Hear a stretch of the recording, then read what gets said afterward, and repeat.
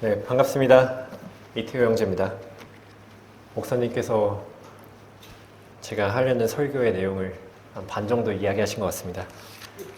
네, 깜짝 놀랐어요. 이번 설교는 제가 주제는 아주 오래전에 뽑아놓고 완성하기까지 오늘 아침까지 완성했습니다. 그래서 부족한 하나님의 종이 열심히 준비했습니다. 본문 보겠습니다. 마가복음 9장입니다. 마가복음 9장 23절부터 보겠습니다. 마가복음 9장 23절부터 24절까지를 볼 건데요. 제가 23절 읽고요. 함께 24절 읽겠습니다. 예수께서 그에게 말씀하시기를 내가 믿을 수만 있다면 믿는 사람에게는 모든 것이 가능하니라고 하시니 곧 그 아이의 아버지가 울부짖으며 눈물로 말하기를 주여 내가 믿나이다 나의 믿음 없음을 도와주소서 라고 하더라. 아멘. 오늘 말씀 위에 잠시 기도하겠습니다.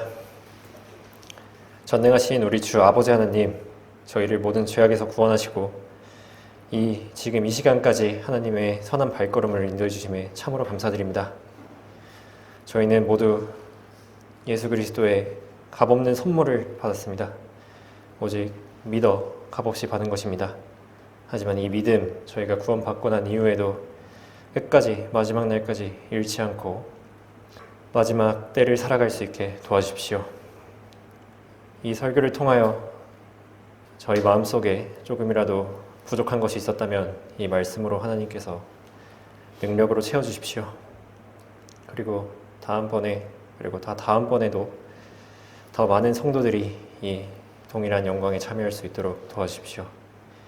이 모든 시간 주님께 의지합니다. 마귀가 어떠한 형태로든 틈타지 못하도록 주님께서 막아주시고 모든 것이 주님의 뜻대로 되길 원합니다. 곧 다시 오시겠다고 약속하신 우리 주 예수 그리스도의 이름으로 기도드렸습니다. 아멘. 오늘 말씀의 제목은 당신의 믿음은 얼마입니까? 라는 제목으로 말씀드리겠습니다. 제가 순천에 이사 온 지 얼마 되지 않아서 주일 예배가 끝나고 집에 가는데 제 또래의 남녀가 저에게 말을 걸었습니다. 그리고서는 어떤 영상을 같이 봐달라고 했어요. 그래서 이렇게 휴대폰으로 영상을 보는데 보니까 신천지인 거예요. 그래서 보통은 그냥 지나치겠지만 그때 제가 온 지 얼마 안 되기도 했고 알 수 없는 호기심과 자신감이 생겨서 같이 카페를 갔습니다. 제가 바른 성경을 가지고 있는데 하나도 두려울 것이 없었어요. 그래서 저는 결국 성경으로 그들을 폭격했습니다. 그들의 성경적 오류들을 자세히 짚어주자 그들은 딱히 반박 못하고 그저 우리는 이렇게 믿는다 라고만 이야기하더라고요. 그러다가 그들이 요한계시록 마지막에 성경 변개에 대한 경고를 들먹이면서 자신들처럼 요한계시록을 믿지 않으면 이 경고에 따라 지옥에 간다 이렇게 말을 했습니다. 그때 제가 순간 열이 확 받아가지고 야 너가 감히 저 구절을 그것도 신천지가 감히 저 구절을 나한테 들먹이는구나 싶어서 야 너 한번 말 잘했다. 그래서 제가 이렇게 말했습니다. 그럼 당신들이 좋아하는 그 요한계시록에서 1장 11절을 보시면 그 개역 성경에서는 나는 알파와 오메가요 처음과 마지막이라 라는 이 부분이 빠져 있는데 그러면 그 말대로 지금 두 성경 중에 하나는 틀린 겁니다. 그러면 지금 우리 둘 중에 한 명은 지옥 가겠네요. 그러면 저는 제 성경이 맞다고 확신합니다. 저는 목숨 걸고 확신합니다. 이렇게 말했습니다. 그래서 저는 그쪽은 그 믿음에 목숨 걸 수 있습니까? 이렇게 물어봤습니다. 그랬더니 목숨을 걸 수 있는 게 뭐네요? 계속 말을 돌리더라고요. 그래서 끝까지 추궁했습니다. 그랬더니 결국 자기는 믿음에 목숨을 걸 수 없다 이렇게 얘기했습니다. 이처럼 실로 하나님은 참되시나 사람은 모두 거짓말쟁이라는 이 말은 모든 세대를 관통하는 위대한 진리입니다. 누구는 남을 속이기 위해 의도적으로 거짓말을 하고요. 누구는 자신도 속이는 거짓말을 합니다. 결국 사람은 각기 정도의 차이만 있을 뿐 누구나 거짓말쟁이입니다. 많은 사람들 가운데 남을 속이기 위해 고의적으로 거짓말을 하는 사람보다 자신도 모르게 스스로조차 속고 있는 거짓말을 하는 사람들이 많을 것입니다. 아까 신천지들은 자신들 스스로조차 속아버린 거예요. 이럴 때 어떤 사람의 믿음이 얼마나 굳건한지를 알아보는 방법 중에 하나는 그 사람에게 소중한 것을 걸어보라고 하는 것입니다. 어떤 회사의 성장 비전을 광고할 때 그 회사의 임원들이 그 주식을 팔고 있다면 그 임원들의 마음은 그 회사의 가치가 고평가되었다는 것을 알 수 있습니다. 엄청 좋은 투자 상품이 있다고 투자를 권유하는 사람이 정작 본인은 투자를 하지 않고 있다면 그 사람은 그다지 그 투자 상품이 매력적이라고 생각하지 않는 겁니다. 지방 의료를 활성화하자고 주장하는 사람이 자신은 헬기 타고 서울에 병원에 가고 있다면 그 사람은 지방 의료를 믿고 있지 않는 것입니다. 이처럼 이런 것들이 전부 말과 실제 행동이 다른 그런 것들입니다. 이처럼 사람은 자신의 이익과 직결될 때 가장 솔직해집니다. 이 말이 즉슨 믿는 만큼 걸 수 있다는 거예요. 노아는 홍수가 날 것이라는 것에 자신의 120년을 걸어야 했습니다. 만약 하나님께서 거짓말하신 거면요, 노아는 120년 동안 바보짓 한 거예요. 아브라함은 자신의 아들 이삭이 자신의 대를 잇기 위해서 다시 살아날 것이라는데 이삭의 목숨을 걸어야 했습니다. 다니엘의 세 친구들은 하나님께서 자신들을 용광로 속에서 구해주실 거라는데 자신의 목숨을 걸어야 했습니다. 이렇게 보니까 그들의 믿음은 정말 엄청났음을 우리가 알 수 있는 것입니다. 여러분께서는 여러분의 믿음에 얼마나 거실 수 있겠습니까? 오늘 본문의 아버지는요, 어려서부터 악령에 사로잡힌 아들을 데리고 있었는데요. 그 아들은 어려서부터 악령에 사로잡혀서 여러 번 죽을 위기를 넘기고 있는 상황이었습니다. 그리고 그 아버지는 예수님의 제자들에게 그 악령을 쫓아달라고 부탁을 했지만 제자들 또한 그 악령을 쫓아내지 못한 상태였어요. 그래서 그 아버지는 예수님께 나아오고 예수님과 대화를 하게 됩니다. 오늘 보면 조금 앞에 마가복음 9장 20절에 그들이 그를 주께 데려오더라. 그가 주를 보자 즉시 그 영이 그에게 발작을 일으키니 그가 땅바닥에 넘어져 구르며 거품을 흘리더라. 그때 주께서 그 아이의 아버지께 언제부터 이렇게 되었느냐고 물으시니 그가 말씀드리기를 어릴 때부터니이다. 그 영이 그를 죽이려고 종종 불에도 던지고 물에도 던졌나이다. 그러나 주께서 무엇인가를 하실 수 있다면 우리를 가볍게 여겨 도와주소서라고 하니라. 그 아버지가 예수님께 뭐라고 말했죠? 그러나 주께서 무엇인가를 하실 수 있다면 우리를 가볍게 여겨 도와주소서, 이렇게 말했습니다. 이것은 예수님의 능력을 확신하는 것이 아닙니다. 만일 능력이 있으시다면 능력을 좀 사용해 주십시오 라고 말했으니까요. 이것은 조건을 단 거고요. 예수님의 능력이 없을 경우를 염두한 겁니다. 만약 예수님께서 병을 고칠 수 있는 능력이 충분하게 있다고 믿었으면 옷깃부터 만지고 봤겠죠. 유출병을 앓던 여인이 그랬습니다. 그 여인은 그 믿음으로 병을 나을 수 있었어요. 하지만 예수님의 능력을 완전하게 신뢰하지 못했던 이 아버지는 예수님께 이런 말을 듣게 됩니다. 23절에 예수께서 그에게 말씀하시기를 내가 믿을 수만 있다면 믿는 사람에게는 모든 것이 가능하니라고 하시니, 아까 아버지는 예수님이 만약에 능력이 있다면 이렇게 물어봤지만 예수님께서는 내가 믿을 수만 있다면 이렇게 반대로 얘기하셨습니다. 이것이 바로 믿음의 능력입니다. 믿는 사람에게는 무엇이든 가능합니다. 사람은요, 믿음으로 구원받고 믿음으로 세상을 이기고 믿음으로 살고 믿음으로 죽습니다. 믿음으로 하나님의 말씀이 효과적으로 역사하고요, 믿음으로 산까지 옮깁니다. 이렇게 믿음이란 성도에게 있어서 신앙생활의 기초가 됩니다. 여기 계신 여러분의 믿음은 어떠하십니까? 무언가를 믿는다고 하면서 정말 그 속에 조금이라도 의심이 있다면 그 믿음에 자신을 완전히 맡기기 어렵습니다. 어딘가 불안하고 찜찜하며 온전하게 믿지 못하면서 믿는 척하는 것만큼 비참한 신앙생활은 없습니다. 이 설교에서 저는 여러분의 순간적인 느낌을 물어보는 것이 아닙니다. 그리고 타인의 믿음이 아니라 우리의 믿음이 아니라 여러분 각 개인의 믿음을 물어보는 것입니다. 정말 하나님 앞에서 내 믿음은 얼마나 솔직합니까? 정말 솔직하게 자신의 양심에게 물어봐야 합니다. 하나님께서는 우리의 마음을 전부 아시기에 그분을 속일 수는 없습니다. 우리가 예수님을 직접 뵈는 그때 자신의 믿음을 저울에 달아보았을 때 그 믿음이 싸구려 믿음이 되지 않게 값지게 해야 합니다. 자신의 믿음이 작고 연약하다면 오늘 본문의 아버지처럼 주님께 울부짖으며 믿음 없음을 도와달라고 간청해야 할 것입니다. 이 시간을 통해 자신의 믿음의 깊이를 점검해보고 굳건한 믿음 위에서 신앙생활을 할 수 있는 여러분이 되시길 바랍니다. 제목이랑 똑같습니다. 당신의 믿음은 얼마입니까? 첫 번째로 구원의 확신은 혼의 값입니다. 고린도서 13장 5절 보겠습니다. 고린도서 13장 5절 보겠습니다. 너희가 믿음 안에 있는지 너희 자신을 시험하고 스스로 입증하라. 예수 그리스도께서 너희 안에 계신 것을 스스로 알지 못하느냐? 그렇지 못하면 너희는 버림받은 자들이라. 우리가 복음을 전하다 보면 저 교회 다녀요. 이렇게 말하는 사람을 자주 봅니다. 그런 사람들에게 구원을 받았느냐고 물어보면 대다수가 갑자기 화를 내면서 뭐 그런 것을 물어보냐 라고 태도가 돌변합니다. 그들이 화를 내는 이유는 그 속에 본질적 두려움이 있기 때문입니다. 자신 또한 열심히 교회를 다니고는 있는데 구원에 대한 확신이 없는 것이죠. 확신이 있는 사람은 저 질문에 아주 기뻐하며 간증을 할 것입니다. 그러다가 어쩌다가 구원을 받았다는 사람들을 만나 어떻게 구원받으셨어요? 이렇게 물어보면 수십 가지의 구원 방법이 나옵니다. 누구는 모태신앙이어서, 아니면 세례를 받아서 구원받았다고 하고요. 누구는 안식일을 잘 지켜서, 누구는 방언을 해서, 누구는 자신이 교회의 장로나 권사여서 구원을 받았다고 말합니다.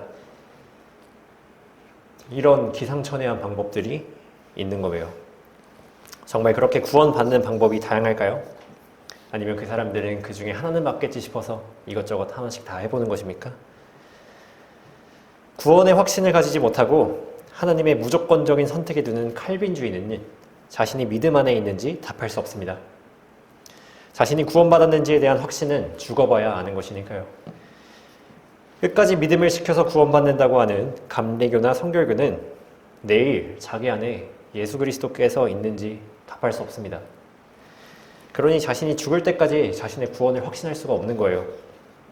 이처럼 세상에는 많은 믿음들이 있고 사람들은 그 믿음에 자신의 영혼을 걸고 있습니다. 그렇다면 우리 성경대로 믿는 그리스도인은 어떨까요?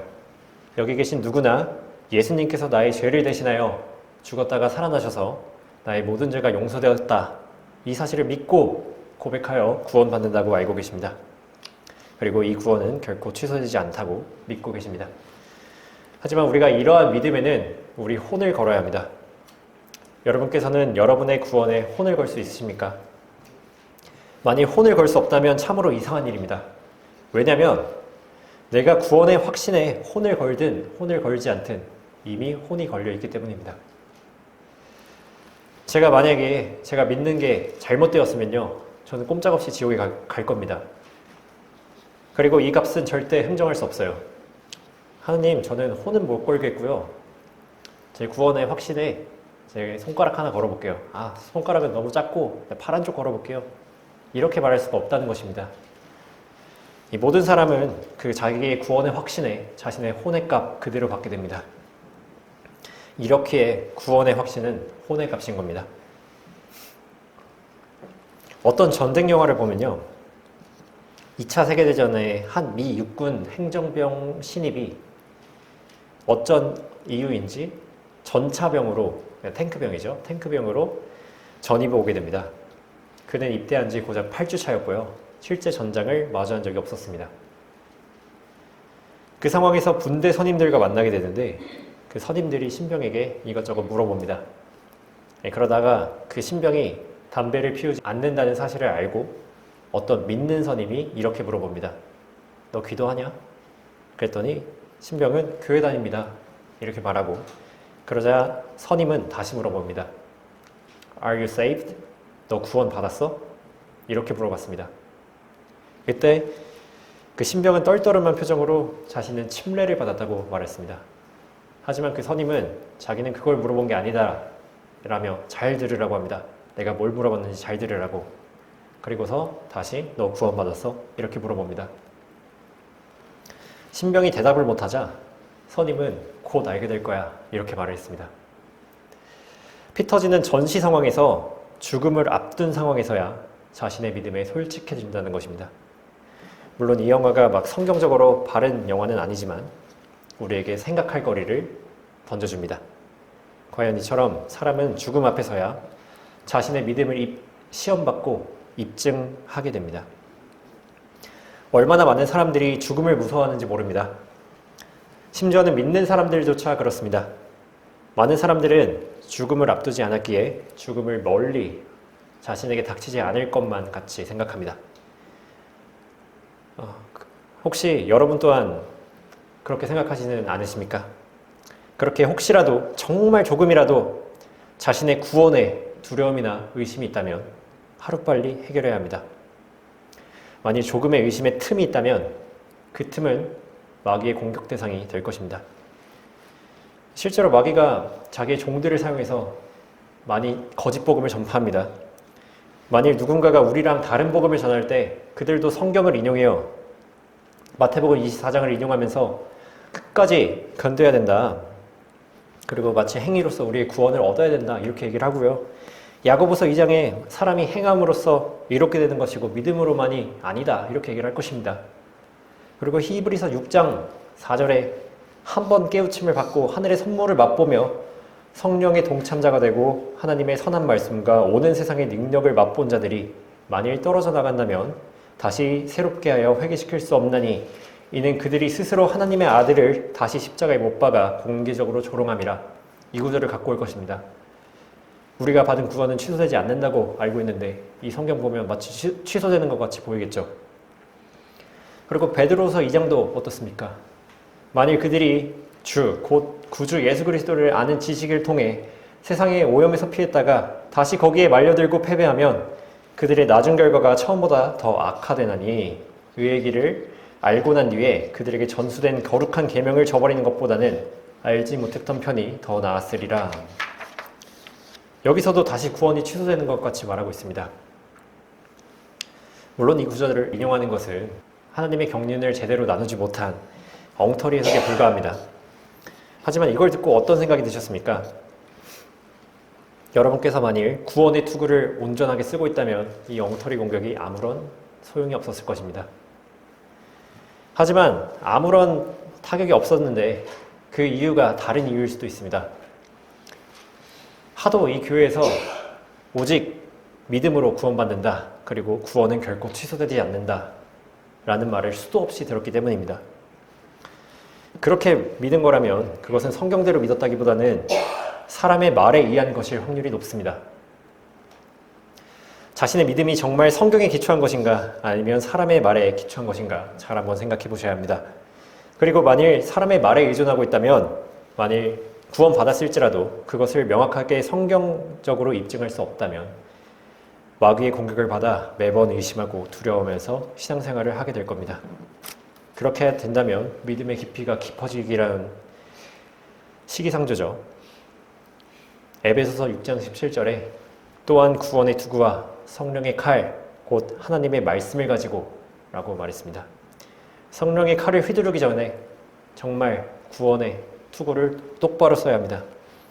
자신의 믿음을 시험하고 입증하여 정말 내 안에 예수 그리스도께서 계신지 확실하게 알아야 합니다. 여기서는 아주 조금의 의심이라도 용납되지 않습니다. 물론 성경의 모든 부분을 확신하기란 어려운 일일 겁니다. 하지만 적어도 구원에서만큼은 반드시 해서야 합니다. 만일 이 구원조차 확신하지 못한다면 우리는 과연 무엇을 믿고 복음을 전할 수 있으며 어떤 상을 기대할 수 있겠습니까? 도대체 어떤 기초 위에서 우리가 모든 것을 시작할 수 있겠습니까? 만일 이 의심을 품고 신앙생활을 하고 있다면 그 사람은 자신의 혼을 걸고 도박을 하고 있는 겁니다. 자신의 혼을 걸고 도박하지 마십시오. 보잘것없는 여러분의 감을 의지하지 마십시오. 사실 저는 여러분들은 크게 걱정이 되지 않습니다. 여러분 가운데서는 이런 구원의 의심을 하는 경우가 거의 없을 거라고 저는 예상합니다. 하지만 이 교회에서 자라나는 어린 아이들이나 청년들 조금 걱정됩니다. 이럴 때는 여러분의 자녀들이 정말 성경대로 구원의 확신이 있는가? 잘 살펴 돌봐 주셔야 합니다. 저는 과거 언제인지 모르겠는데 어렸을 적 마태복음을 읽다가 그 달란트 비유 있잖아요. 달란트 비유에서 무익한 종이 내어 쫓겨가지고 흑암에 버려집니다. 그래서 제가 그걸 보면서 이거 구원 취소 안 된다고 구원파에서 분명히 그랬는데 취소되는 것 같네 이렇게 생각을 했습니다. 그래서 주변 어른들한테 물어봤더니 뭐라 했는지 아십니까? 진짜 그러네 하고 그냥 넘겼습니다. 이게 뭐예요? 이게 그 사람은 성경을 믿는 것입니까? 그 사람은 구원파의 말을 믿는 겁니다. 우리 아이들은 이래서는 안 됩니다. 성경적 의문이 생겼을 때 마냥 주입식 교육을 하는 것이 아니라 성경을 성경으로 풀어 진리의 지식을 올바로 나누어 전달해 줄 수 있어야 합니다. 그것이 그 아이의 믿음을 자라게 하는 방법입니다. 그렇게 하여 이 교회 모두가 굳건한 믿음 위에서 신앙생활을 할 수 있는 그런 기회가 됐으면 좋겠습니다. 당신의 믿음은 얼마입니까? 두 번째로 약속의 확신은 소망의 값입니다. 고린도서 1장 20절 보겠습니다.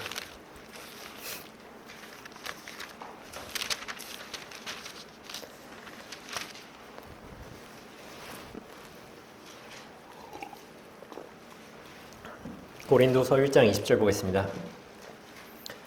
그분 안에 있는 하나님의 모든 약속은 예가 되기에 우리는 그분 안에서 아멘하고 하나님께 영광을 돌리노라. 이 구절은 우리에게 아주 힘을 주는 말씀입니다. 하나님의 모든 약속은 결코 예외 없이 이루어질 것입니다. 하나님의 약속에 따른 우리의 미래는 너무나 확실합니다. 만일 신용이 낮은 사람이 우리랑 거래를 하게 된다면 우리는 그 사람이 약속을 지키지 않을 염두를 해야 할 겁니다. 하지만 하나님은 어떤 분이십니까? 신용도 최상, 신용 점수 1000점을 넘깁니다. 그보다 더 신뢰할 수 있는 거예요. 하나님께서는 거짓말하지 않으시고 약속하신 것을 이루지 못할 능력이 없으신 분도 아닙니다. 하나님께서는 졸지도 않으시고요. 일이 많아서 잠깐 한눈 팔지도 않으십니다. 그렇기에 하나님의 모든 약속은 전부 성취되는 것입니다. 다만 문제가 뭐예요? 여러분께서 그 약속을 믿는지 아니면 믿지 않는지 거기에 따라 달린 거죠. 이런 하나님과 거래를 하는데 무슨 망설임이 있겠습니까? 의심하지 말고 그저 행하시면 됩니다. 하나님께서는 아주 위대한 약속을 이스라엘에게 주셨습니다. 신명기 28장 함께 보겠습니다. 신명기 28장 1절입니다. 내가 주 너의 하나님의 음성에 열심히 경청하고 내가 오늘 내게 명령하는 그분의 모든 계명들을 지켜 행하면 주 너의 하나님께서 너를 땅의 모든 민족들보다 높게 세우시리라. 내가 주 너의 하나님의 음성에 경청하면 이 모든 복들이 내게 임할 것이며 내게 미치리라. 이 얼마나 위대한 약속입니까? 이 구절 이후로 하나님께서 약속해 주신 복이 쭈루루룩 나옵니다. 하지만 하나님께서는 이 좋은 약속만 해주신 게 아니에요. 신명기 28장 15절에 그러나 만일 내가 주 너의 하나님의 음성에 경청하지 아니하고 내가 오늘 내게 명령하는 그분의 모든 계명들과 그분의 규례들을 지켜 행하지 아니하면 이 모든 저주가 내게 임하고 내게 미치리라. 그리고서 쭉 있다가 쭈루루룩 경고가 나옵니다. 이 얼마나 무서운 경고입니까? 만일 저 약속들을 굳게 믿는 사람은 저 말씀대로 행할 것입니다. 하지만 한 귀로 듣고 한 귀로 흘리는 사람은 저 말씀의 능력을 얻지 못할 것입니다. 그리고 역대 이스라엘과 유다 왕들을 통해서 저 약속이 사실이었음을 우리는 알게 됩니다.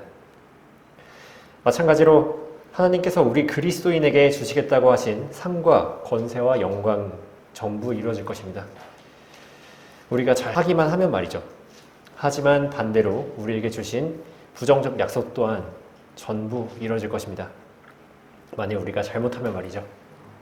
고린도서 5장 10절에 이는 우리 모두가 반드시 그리스도의 심판석 앞에 나아가서 선이든지 악이든지 각자 자기가 행한 것에 따라 자기 몸으로 행한 것들을 받을 것이기 때문이라 라고 말씀하셨습니다. 하나님께서는 분명하게 그리스도의 심판석을 약속하셨고 이 심판석에서는 선에 해당하는 사람들만 받는 게 아닙니다. 선이든지 악이든지 각자 자기가 행한 것에 따라 받는다고 하셨습니다. 여러분께서는 이 말씀을 믿으십니까? 이것을 믿는 사람은 성경대로 행하고자 할 것이고 믿지 않는 사람은 그저 알고만 있을 뿐 실행하지 않을 것입니다. 하나님께서 우리에게 주신 많은 약속들이 있습니다. 그 중에 몇 가지만 더 살펴볼 건데요. 요한복음 16장 24절에 지금까지는 너희가 내 이름으로 아무것도 구하지 아니하였으나 구하라 그러면 받을 것이니 너희 기쁨이 충만케 하려 함이라. 예수님께서는 아버지께 자신의 이름으로 구하면 받을 것이라고 약속해 주셨습니다. 이것을 믿는 사람은 구할 거예요. 하지만 믿지 않는 사람은 구하지 않을 겁니다. 우리는 이런 약속에 의심할 필요가 없습니다. 하나님께서 주시겠다고 하면 주시는 것입니다. 이 믿음이 부족할 때 어떤 일이 일어나는지 베드로를 통해 우리는 알 수 있습니다. 예수님의 제자였던 베드로는 물 위를 걸어오시는 예수님을 만나고 자신도 물 위로 주님께 가게 해달라고 요청했습니다. 그래서 예수님께서 허락하시자 베드로는 물 위로 예수님께 나아갑니다. 하지만 그렇게 나아가다가 문제가 생겨요. 마태복음 14장 30절에 그러나 바람이 사나워지는 것을 보고 두려워하니 가라앉기 시작하는지라 그가 소리질러 말하기를 주여 나를 구해주소서 라고 하더라. 예수께서 곧 손을 내밀어 그를 붙드시고 그에게 말씀하시기를 오 너 믿음이 적은 자야 어찌하여 의심하였느냐고 하시니라. 그 순간 바람이 사나워짐을 목격하니 물 위를 걷는 그 믿음이 약해져 버렸습니다. 예수님의 약속을 의심한 거죠.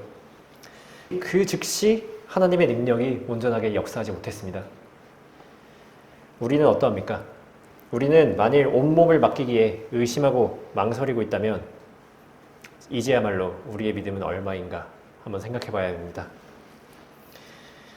야고보서 1장 6절에 오직 믿음으로 구하고 아무것도 의심하지 말라. 의심하는 자는 마치 바람에 밀려 요동하는 바다 물결과 같으니 그 사람은 주께로부터 어떤 것이든 받으리라 생각하지 말라. 두 마음은 품은 사람은 그의 모든 길에 안정이 없느니라 라고 말씀하셨습니다.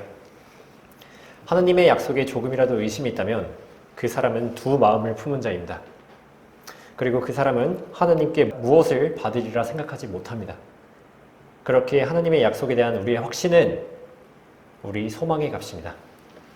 우리가 소망하는 만큼 하나님의 약속을 신뢰할 것이기 때문입니다. 우리는 하나님의 모든 약속이 이루어짐을 굳게 믿고 믿는 만큼 하게 될 것입니다. 이 믿음의 능력을 믿고 풍성한 열매를 맺으시는 여러분이 되시길 바랍니다. 그 중에서도 예수님의 많은 약속 중에 가장 위대한 약속이 뭘까요? 당신의 믿음은 얼마입니까? 세 번째로 때가 가까움에 대한 확신은 남은 인생값이다 입니다. 요한계시록 22장 20절 보겠습니다.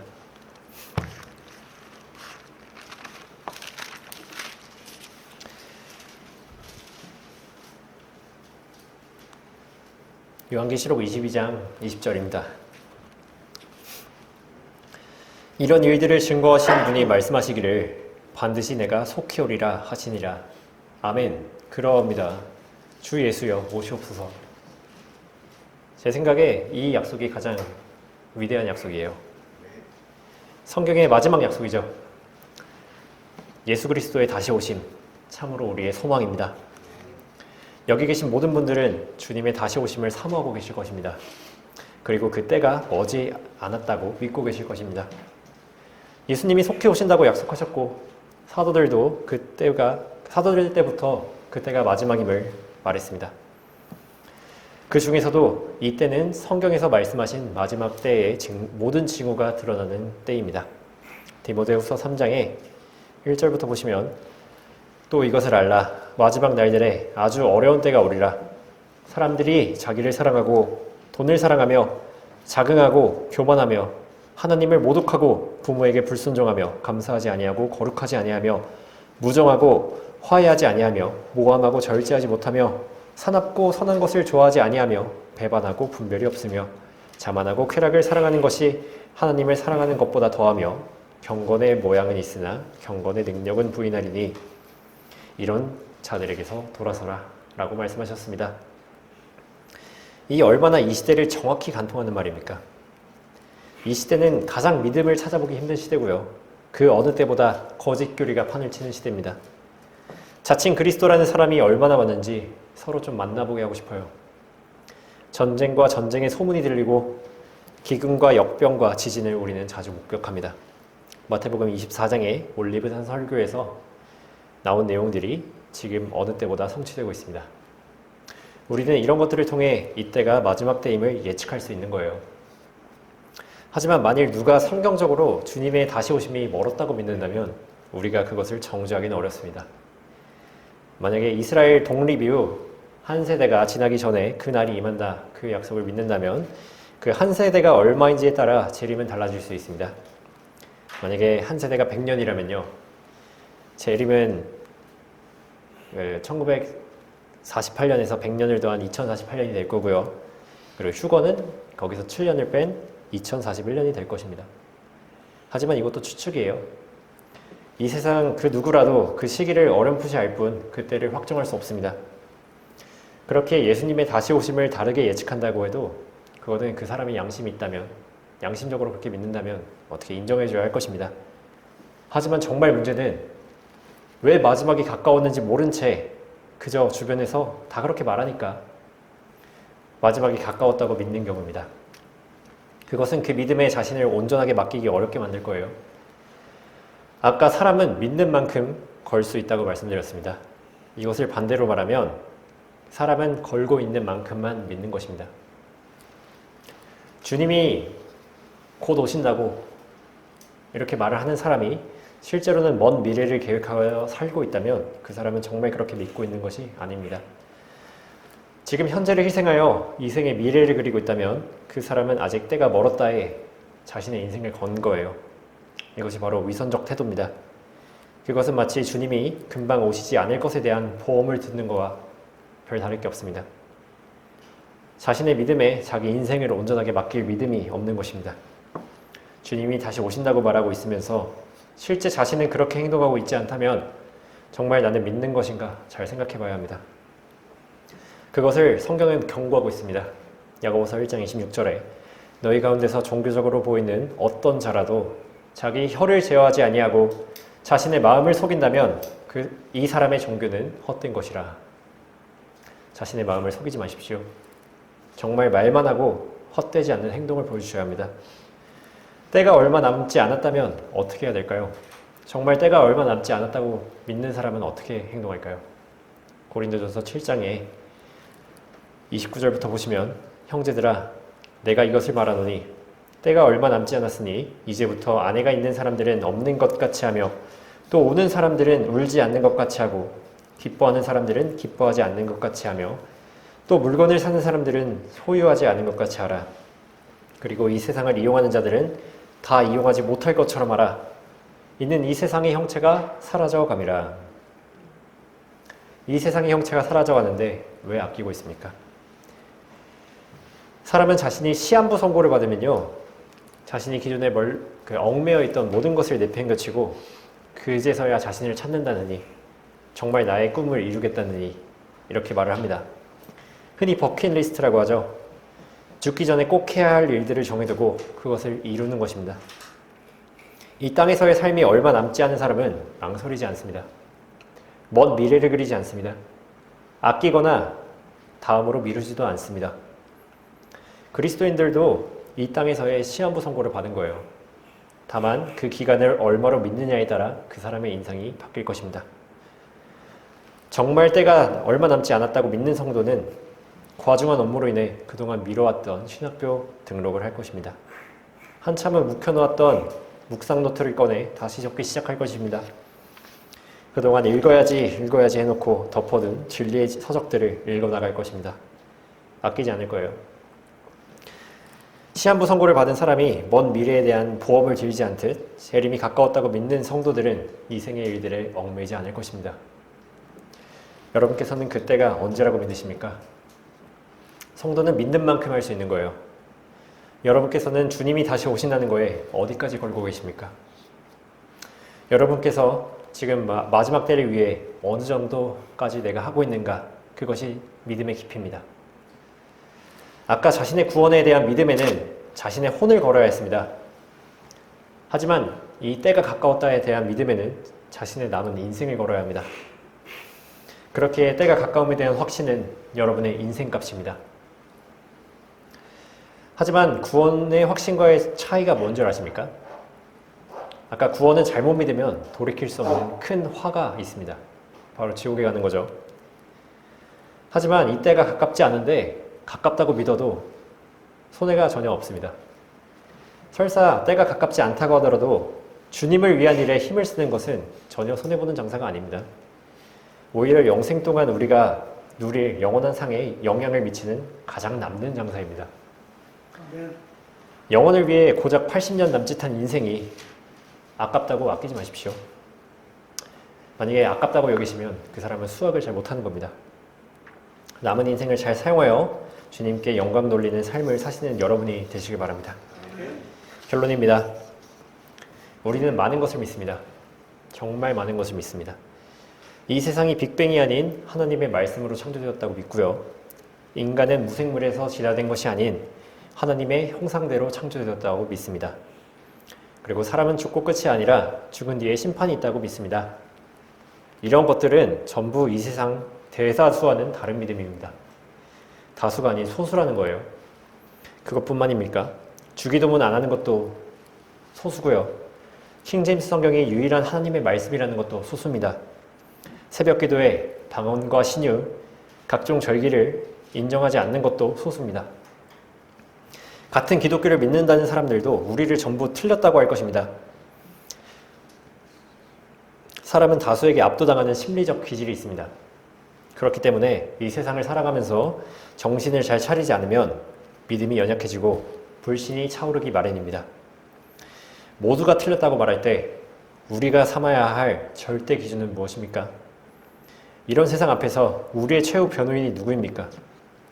불신자들이 우리를 에워쌀 때 그들 모두를 침묵시킬 수 있는 완벽한 증거는 무엇입니까? 바로 하나님의 말씀입니다.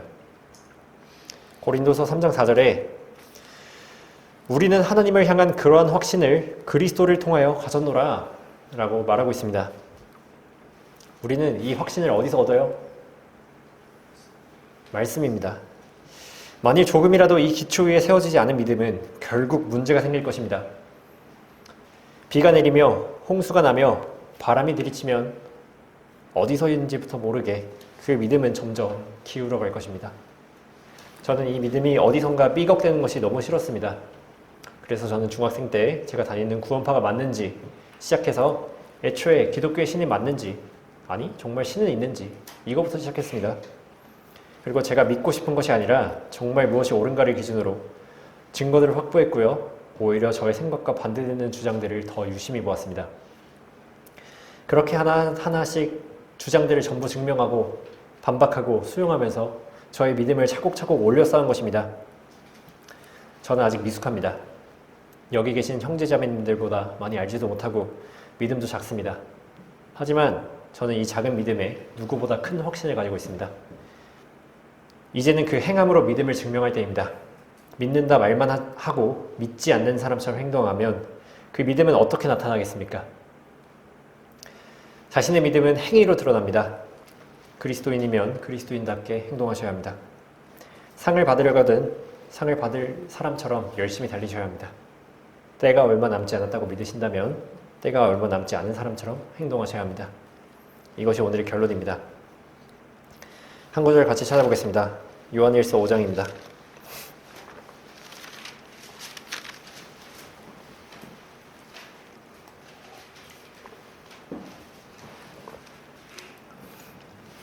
요한일서 5장 4절 보겠습니다. 이는 하나님께로부터 태어난 자는 누구든지 세상을 이기기 때문이라. 세상을 이기는 승리는 이것이니 곧 우리의 믿음이라. 여러분께서는 이 말씀을 믿으십니까? 믿음으로 세상을 이길 수 있다고 믿으십니까? 믿으면 이길 수 있을 거예요. 하지만 믿지 않으면 여러분께서는 세상에게 패배할 것입니다. 자, 여기서 저는 다시 물어보겠습니다. 당신의 믿음은 얼마입니까?